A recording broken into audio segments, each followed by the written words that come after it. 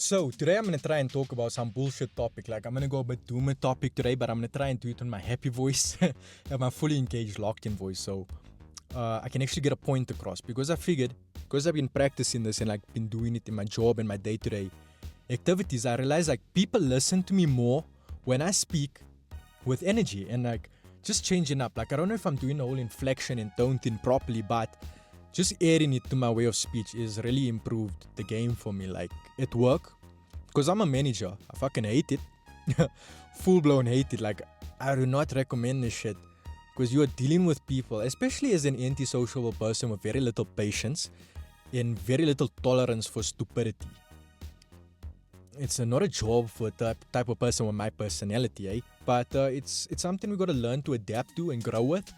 So yeah, I've noticed like with my staff, like teaching them things now, getting a point across to them and getting them to understand my perspective, the business's perspective, as well as making them feel heard. I feel like this change in my voice and the way I speak is doing wonders for me, eh? Like I used to always be the type of person who thought like none of this shit mattered, eh? Like we just need to speak and get a point across and it doesn't really matter. But now you can actually hear like someone who wants to talk and someone who's just talking for the sake of talking. And I think for the longest, I had this thing within me like, yo, I don't know, like I felt like it was cool to just be,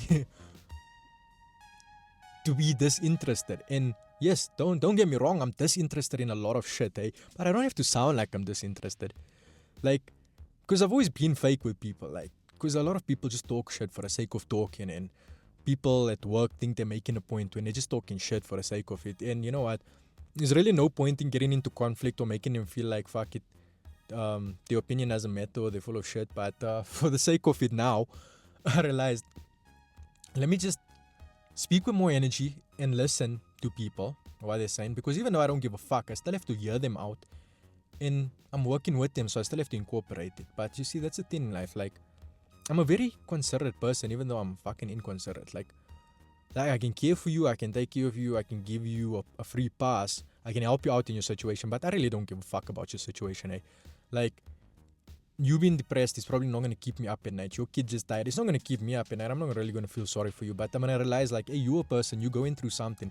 It's really not easy. Shame, like, what can I do to help you? But like I don't know, like, I feel like I'm borderline psychopathic in that sense. Like I can feel the need to want to be there for someone because I know that's what they need from me. Like if someone wants to open up, or if someone wants to speak about something, or if someone needs help or assistance, like I can lend that level of empathy and be there for someone. Like I have empathy, but I don't think I have sympathy, which is weird. Like I don't give a fuck about your problems, and I know that mentally. Like if you like had to really ask me how I feel about the situation, I can tell you I'm like unfucking bothered. It doesn't matter in the slightest to me. But I can acknowledge and I can understand that you are another human being that needs to be treated like a human being. You need to have that feeling that you are being heard and understood. And there's nothing wrong in having someone show a little care towards you. And I think that's where I feel like maybe I'm not a psychopath, because in that sense, I can still go the extra mile to make a person feel like human, but it's not coming from a sense of feeling sorry for them or feeling bad for them or feeling like, I don't know, like I feel like I can't even really put myself in a situation, because why the fuck would I? But it's like I care, but I don't care. And I don't know if anyone else resonates with me on this then. Like, is this something that generally people feel? Is this like what everyone feels like? Like, yeah, I can be helpful to you, but fuck, I don't really care. And like only in a sense where if I'm able to help. Like if I'm unable to help, like, yo bro, I'm still gonna sleep well at night. But if I'm able to help you and I don't help you, I'm not gonna sleep well at night, because I'm gonna know like, yo, this person needed another person. And I could have been that person, but I'm not. But in terms of, I don't know where the hell I'm going with this, why I'm even talking about this. Like, having a YouTube channel is so weird, because it's like you're talking to yourself. Wait, literally I am talking to myself, and I'm posting this conversation with myself to the world for the world to listen. And I'm coming up with a catchy title and a nice little video thumbnail. And if you're willing and interested to look at it, you will look at it, and you will like, comment, and subscribe. It's such a funny thing. Like Like, I realized the other day, like I was watching, was it Moisty or was it flippin'? I think it was Eba and Preach. And like I like followed their journey for so long and all their drama and all their beef, and I realized like I don't really care about these motherfuckers, but I just like listening to them. I don't know why I like listening to them. I'm not really interested in what they have to say. Like half the topics they touch on, I don't really even resonate with it, but I don't know, it's just the vibe they give off. It's also better than just being at work and listening to the aircon and people humming all the time. It's like I'd rather have something playing here and there. You can grab some useful, valuable tidbits of information and funny moments and, you know, their personality, because, you know, they put an element out there to the world, and it's like a weird form of connection, this whole YouTube thing.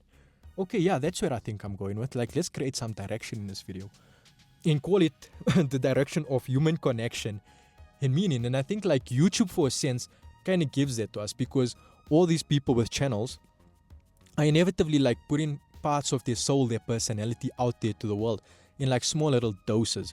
And you don't really pick it up, because for the most of it on the YouTube, we all kind of like presenting ourselves in a certain way, because there's certain ways that I don't know, get more listeners, get more views for some reason. Like we have to present ourselves in something more interesting slightly. But here and there, like you pick up elements on their personality, on who they are as people, what they find interesting, funny. And it's fun because like you get like a mild dose of human interaction without really having to interact with people. Like 2026 is a really funny, strange time to be alive. I can only imagine the people that's going to be born after 2035. Like how cooked are they going to be in the brain? Because like for me to say I can go through a whole week without no other human interaction, but just like give me 30 minutes of a YouTube video in between me doing my own thing and working on my own side projects, I feel like I had enough of a dose of conversation, which is so weird and so strange, because now you add this added element of content creation as well. So it's like sometimes you can even listen to a YouTube video and then you can reply to it. And I feel like we're just cooking our brain. I feel like if I don't like mindfully think about what I'm doing as I'm doing it with this whole YouTube shit, like listening to content, consuming content, and creating content, it could really like cook me in the brain, because we do find ourselves like seeing a lot of streamers, streamers particularly, are cooked in the head. Like I feel like you have to really be cooked in the head to stream for like 24 hours straight. Yeah, speaking about cooked in the head, let me not get into all clavicular drama, because that'll just be milking a dying cow, eh? I feel like everyone just jumped on a topic, poor kid ain't really doing well. I'm not like into the whole community. I don't even know what's going on there. I just like seen a kid who's like trying to escape life into drugs. And from a person who's been there before, like I can kind of sympathize with the dude. Like he's in his own world, his own little bubble. He created anxieties and problems for himself with like the whole looks maxing and getting too deep onto that. And I think he might also be a little autistic with the way he's like fully obsessed with that whole, if you can call it the subculture. But the fact that he said that he needs to be on drugs just to feel like a human and interact with people, that's kind of really scary. But it's also where I was at some point in life, where I was like so depressed and so nihilistic that yeah, I needed some type of up and down, a combination of the both, to kind of level myself out, to just be a person and not be all doom and gloom or all nonchalant or not give a fuck, hey. But yeah, man, it's like I hope the kid gets, yeah, I'm calling him a kid, I'm flipping 26. I hope the dude gets like some help and he sees a way forward and can actually fix his life, because it's a very sad and depressing place to be when you escape in reality into drugs and all the people around you aren't really seeing it or picking up on it, and no one is really offering the advice or the help that you actually need, and they all just encouraging it because they all have something to gain from you just existing, and you existing while fucked up, hey. Like, I don't know, man. Leeches. I've had a lot of friends who were leeches. A lot of friends who were just bad for me in general. And there was times where I was also the bad friend, the bad company, the kid your parents warn you about. But, I mean, we all have our journey in life, and it just depends where we're going with everything. And I say end a lot, eh? But yeah, it's almost 10 minutes. It's almost my time to end the video, because I feel like no one has the attention span to listen to someone rant for 20 minutes, hey. It's really going to get us nowhere. But hope in between all of this talking shit, I do say some valuable stuff, hey? Even if I don't, like, fuck it, you guys at least made it this far into the video, so yeah, I got my view count that I needed. I'm joking. Okay, I am doing it kind of for the views, but I'm doing this more to express myself. And I can't really say that I'm doing this for my followers or subscribers, because at the moment of making this video, I don't have any followers or subscribers. I'm doing this for selfish gain for myself, because I want to talk. I really want to talk, and I really want to express myself. And I want to reflect back on this in a later stage of my life and think like, what the fuck was I on that day? Nah, I lie, I'm completely sober. But yeah, man, I just want to know, like, how my chain of thought, the topics that interested me now, like, where does it go in a year from now? What do I actually incorporate into my life, and in what areas do I improve? And that's the thing I really want to track. Like, am I growing as a person, or am I just staying stagnant?